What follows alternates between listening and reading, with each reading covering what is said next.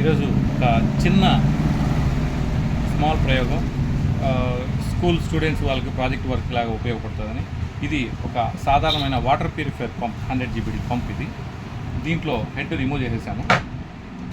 దీనికి 12 వోల్ట్ అనేది ఒక DC బల్బ్ ఒకటి అరేంజ్ చేశాము. ఇది పంపుగా ఫెయిల్ అయిన తర్వాత దీన్ని ఒక డైనమో మాదిరిగా, విండ్ మిల్ మాదిరిగా ఉపయోగించుకోవచ్చు. చూసారా, ఇది 24 వోల్ట్, ఇది 12 వోల్ట్. ఈ పరికరానికన్నా ఒక రెక్క పంకా ఏదైనా తగిలించి గాలిలో పెడితే విండ్ మిల్ మాదిరిగా కంటిన్యూగా పవర్ జనరేట్ అవుతుంది. ఈ పవర్ జనరేటర్తో ఒక బ్యాటరీ ఛార్జ్ అవుతుంది, దాంతో UPS రన్ చేసుకోవచ్చు. కంటిన్యూగా ఇంటికి కావాల్సిన పవర్ జనరేషన్ అయితే జరుగుతుంది.